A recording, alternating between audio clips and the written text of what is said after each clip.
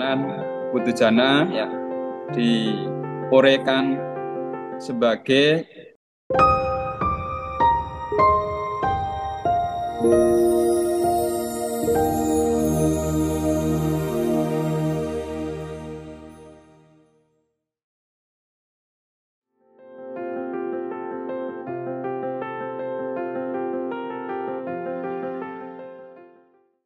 Bapak Ibu hadirin sekalian, sesuai dengan tema yang diketengahkan pada kesempatan ini, maka sudah tentu kita semua sangat-sangat keterkaitan. Hampir semua kita pasti mempunyai hal-hal yang sesungguhnya seringkali menyelimuti ya, di dalam kehidupan ini.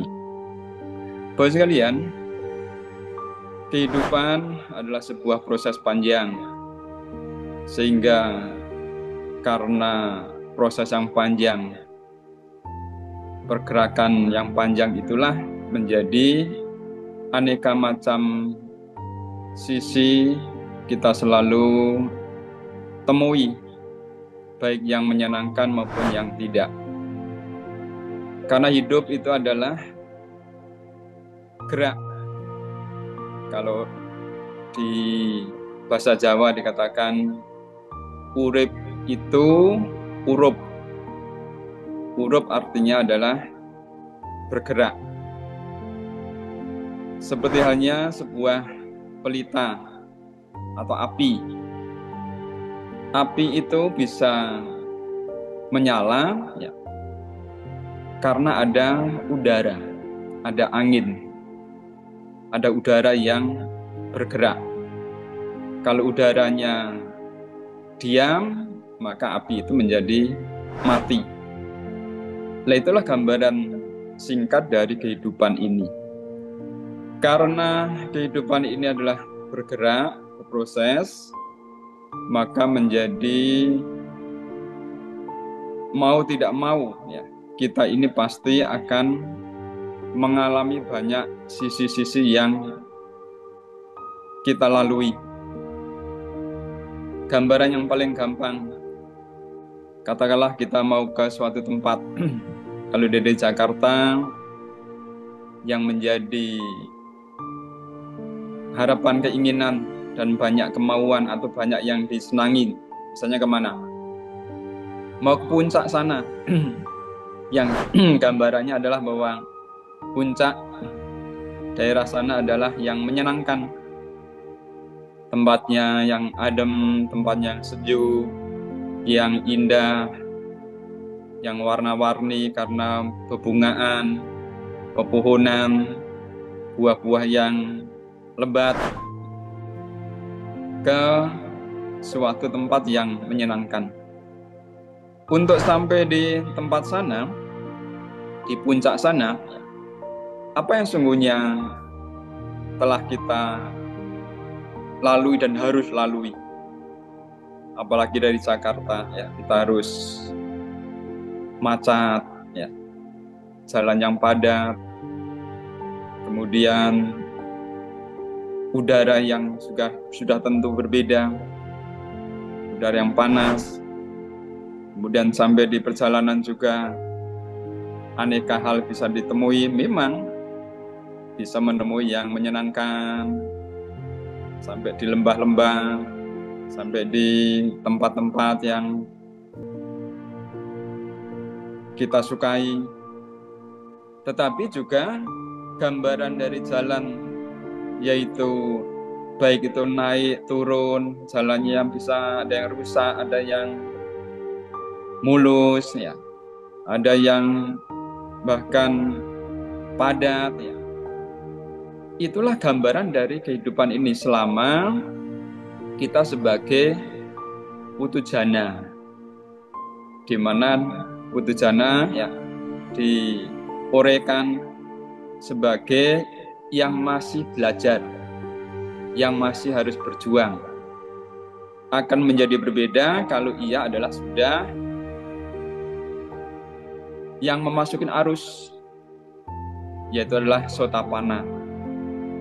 Maka digambarkan bahwa Putu Jana menjadi seperti orang yang baru berupaya untuk masuk ke jalan tol.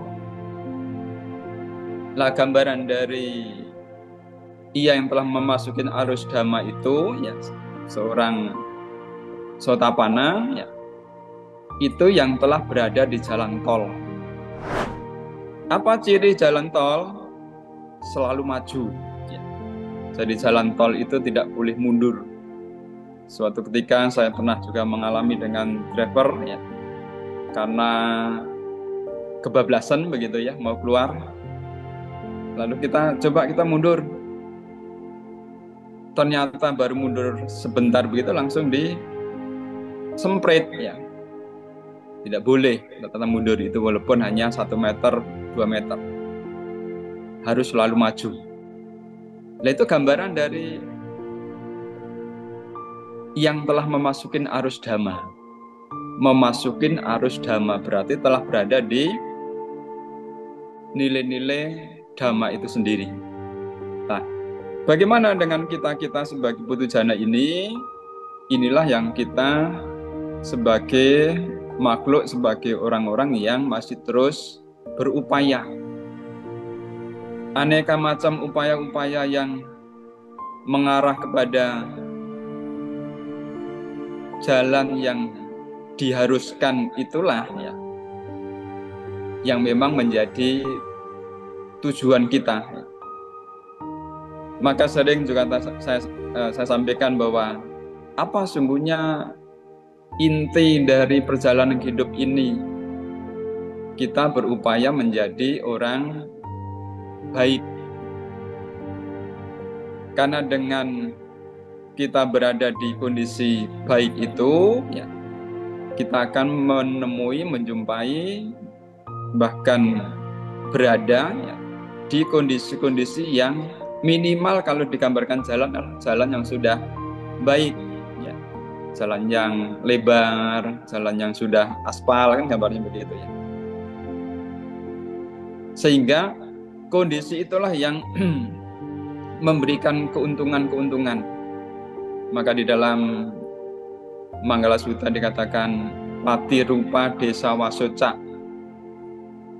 Sesungguhnya di sana menggambarkan keberadaan, ya. Selain kita bisa tinggal di sana, ya, di lingkungan itu, ya disitulah. Di saat kita berada di tempat yang sesuai, yang cocok, yang mempunyai nilai baik, maka itulah keuntungannya. Berada di keluarga yang baik, lingkungan yang baik, sudah tentu alam, sudah tentu bangsa dan negara. Maka kita sebagai bangsa Indonesia ini, ya, warga masyarakat Indonesia ini, ya, yang barusan kemarin, ya, merayakan ke-79 atas kemerdekaannya, maka ini menjadi salah satu keberkahan yang tak terhingga. Karena sungguhnya di alam, di negeri Indonesia inilah kita mendapatkan banyak keuntungan, mendapat banyak keberkahan. Kalau dulu, ya, kita sering mendengar cerita-cerita dari orang tua, dari para sesepuh, ya. Mereka-mereka yang berada di negeri-negeri lain begitu, yang tempatnya digambarkan penuh dengan kegersangan, penuh dengan lapisan atau area, ya, gurun yang bahkan mereka mengatakan untuk ketemu pohon saja susah sulit. Setelah sampai di Indonesia, ya, bagikan apa yang dikisahkan. Kalau di alam surga itu semuanya ada, pepohonan menghijau, tumbuhan lebat, bebungaan sana sini ada, danau-danau banyak. sehingga apa saja yang diharapkan diinginkan tinggal menggunakan. Nah, itulah gambaran dari negeri Indonesia tercinta ini. Harapannya ya sudah tentu kita sebagai bangsa negara yang telah mendapatkan begitu banyak keberuntungan ini ya, menjadi momen, menjadi dasar ya, untuk kita terus maju. Apalagi kita masih ketemu dengan Dhamma. Nah, disinilah kita menjadi sangat berbahagia, bersyukur ya. Salah satunya adalah karena kita mengenal dan ketemu Dhamma. Saya yakin di antara kita semua pasti pernah mengalami kondisi-kondisi yang secara pribadi ya.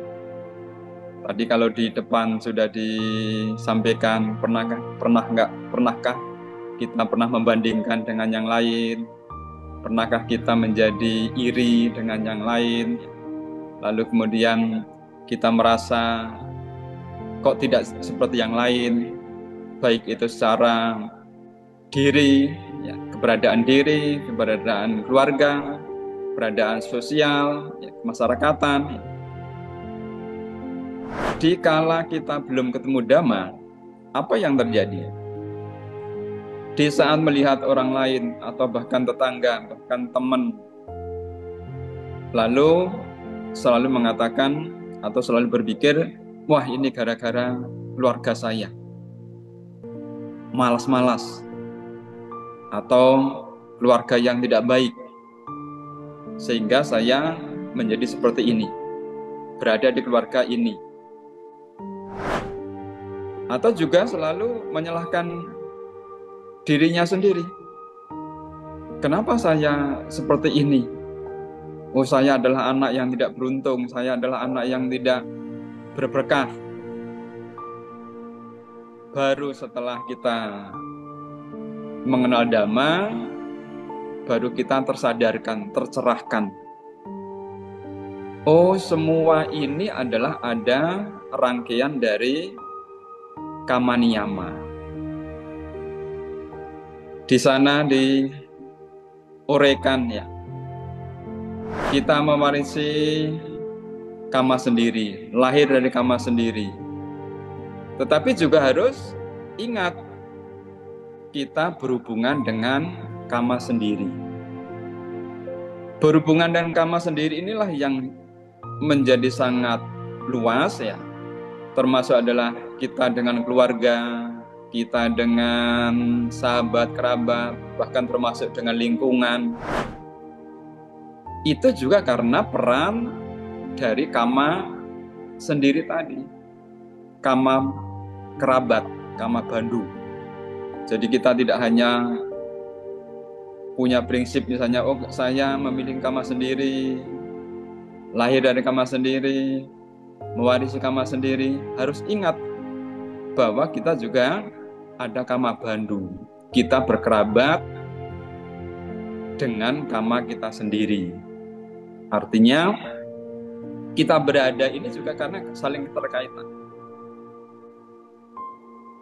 Bapak sekalian, setelah kita sedikit banyak telah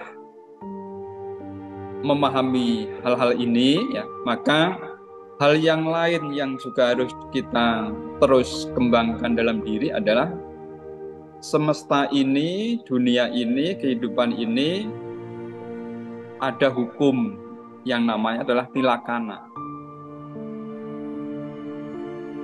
Sabbe sangkara anicca, sabbe sangkara dukkha, dan sabbe dhamma anatta.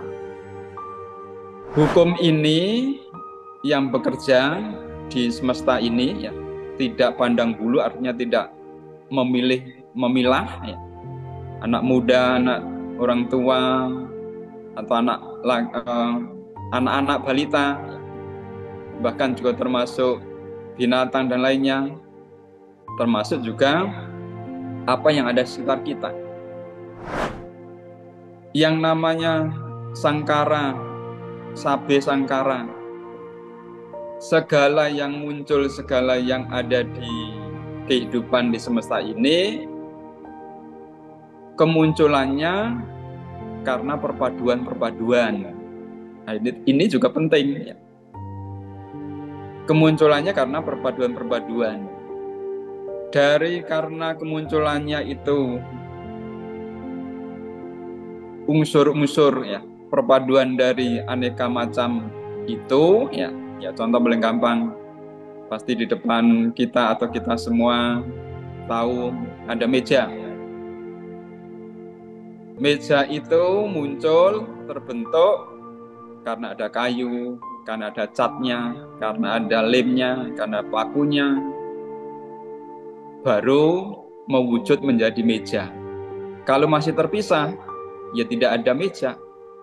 Kayu sendiri, bahkan di dalam kayu itu juga banyak unsurnya, pakunya sendiri, lemnya sendiri, catnya sendiri, tidak ada meja. Menjadi ada karena perpaduan. Nah, sama juga dengan diri kita, bahkan juga termasuk apa yang di sekitar kita. Semuanya muncul, ada, berada karena sebuah perpaduan itu sendiri. Ya, contoh paling gampang sekarang, terjadinya Dhamma Kaca di saat ini, kan perpaduannya sangat banyak. Ya karena ada yang menyelenggarakan, karena ada momen yang akan dibahas, ada Mr. Po sebagai narasumber, ya, ada moderatornya, dan semuanya. Ya. Inilah perpaduan menjadi sebuah momen yang akhirnya terjadi Dhamma Kaca. Nah, hal yang kedua adalah bahwa segala yang muncul karena perpaduan itu adalah selalu berubah. Nah, ini yang juga menjadi kunci di mana kita akan bisa memahami apa yang ada kalanya pasti kita jumpai. Segala yang muncul, segala yang ada karena perpaduan pasti adalah menjadi berubah. Kemudian segala yang muncul karena perpaduan, terbentuknya karena kondisi-kondisi itu tidak bertahan. Dukkha itu artinya adalah tidak bertahan. Selalu ada perubahan-perubahan. Perubahan memang bisa kedua hal. Jadi perubahan di sini tidak selalu mengatakan bahwa perubahan itu adalah pasti tidak menyenangkan. Oh tidak. Perubahan itu juga bisa menuju kepada yang menyenangkan. Dari sakit berubah menjadi sehat, menyenangkan. Dari sulit menjadi gampang, itu adalah perubahan, itu menyenangkan. Dari kondisi yang sedang terbebani, menderita, berubah menjadi bahagia. Jadi hukum alam tentang anicca, tentang dukkha ini sesungguhnya bukan berkonotasi negatif, tetapi juga bukan selalu berkonotasi menyenangkan, netral semuanya. Hal yang selanjutnya adalah bahwa kenapa itu berubah dan tidak bertahan? Karena semua yang ada di semesta ini adalah tidak ada inti yang hakiki. Maka akan selalu mengalami muncul, tenggelam, dan berlalu. Nah, Bapak sekalian, hal yang selanjutnya yang mau tidak mau kita harus selalu pahami adalah bahwa sesungguhnya kehidupan ini atau hidup ini ya Itu persis seperti uang koin. Uang koin itu mempunyai dua muka, dua sisi. Sisi satu selalu ada nominalnya. Katakanlah berapa? 1.000 misalnya. Untuk di sebelahnya 1.000 berapa ya? Saya kok nggak perhatiin ya. Sekarang berapa? Gambar apa maksudnya? Angklung nggak salah ya? Wah Bante, saya tidak mau gambar angklung. Angklung ini itu budaya daerah tertentu. Saya tak hapus saja angklungnya ini. Saya mau nominalnya saja yang 1.000 atau 500 itu. Dengan dihapus gambarnya yang sebelah, menjadi tidak laku, menjadi tidak berfungsi. Nah itulah hidup. Bahwa yang paling gampang ya, sakit dan sehat itu sebenarnya adalah seperti uang koin, dua sisi yang saling justru menopang, mendukung untuk bisa berguna, bermanfaat.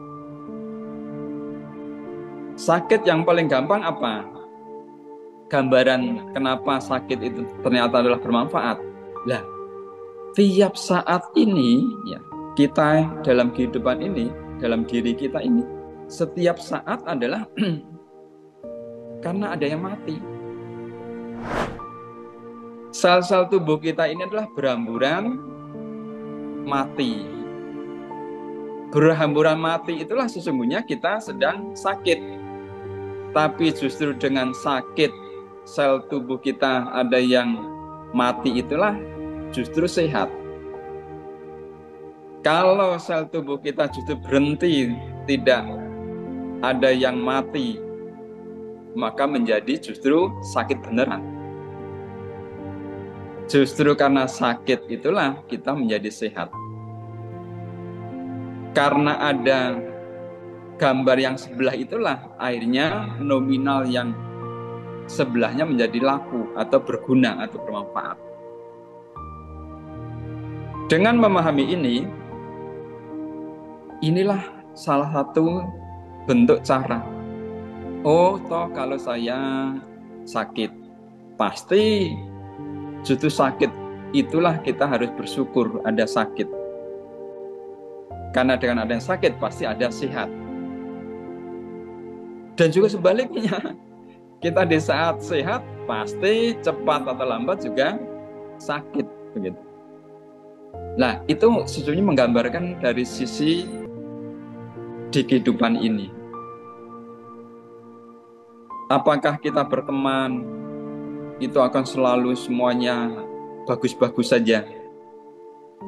Jangankan berteman, bersahabat, mungkin berpasangan, mungkin juga malah sebagai ayah dan ibu, orang tua dan anak. Itulah maka juga salah satunya kita sebagai seorang anak misalnya, atau juga sebaliknya seorang tua, sebaik-baiknya, sedekat-dekatnya, sangat-sangat sayang cintanya dari seorang anak ke orang tua, atau sebaliknya dari orang tua kepada anak, pasti pernah berselisih. Walaupun sekedar kadang-kadang berselisihnya itu ya diam-diam gitu ya. Tapi ketidakcocokan hati antara anak kepada orang tua atau sebaliknya orang tua kepada anak, padahal itu orang yang paling dekat, diikat dari apa? Dari darah yang mengalir di dalam tubuh masing-masing. Ya, kita ini sebagai anak adalah ada darah yang mengalir dari kedua orang tua kita. Itu saja masih bisa berselisih, artinya ada sisi yang tidak menyenangkan. Apalagi dengan pihak-pihak yang lebih jauh. Nah, dengan pemahaman bahwa kita pasti akan ada selisih, tetapi juga di saat dipahamkan bahwa kita berselisih itu pasti, tetapi juga kan tadi anicca tadi, atau duka tadi. Berselisih atau salah paham atau kekeliruan itu pasti akan berubah. Kalau bukan kita dulu yang berubah, bisa pihak sebelah atau pihak lain yang berubah. Lah, siapa yang kadang-kadang berpikir bahwa apa yang terjadi ini tidak akan berubah? Pikiran kita.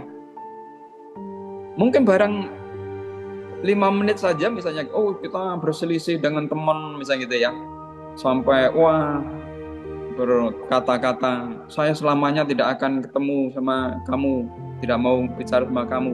Padahal kondisi itu jangankan 5 menit, sesungguhnya 2 menit, 1 menit setelah itu terjadi, ya, itu sudah berselisih. Kalau sudah berubah.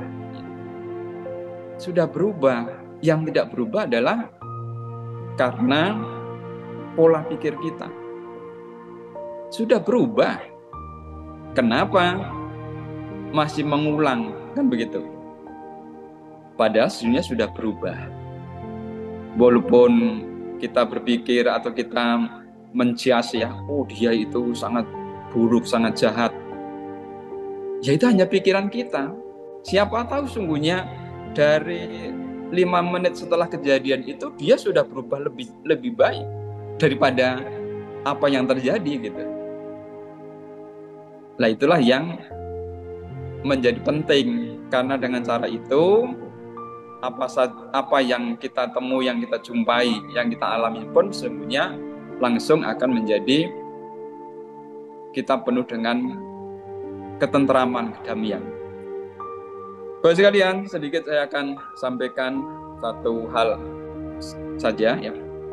Lagi bahwa kehidupan seperti yang Sang Buddha sampaikan, bahwa di mana saja kehidupan, baik itu di alam surga sendiri ya, di alam para dewata, semua kehidupan pasti ada masalah.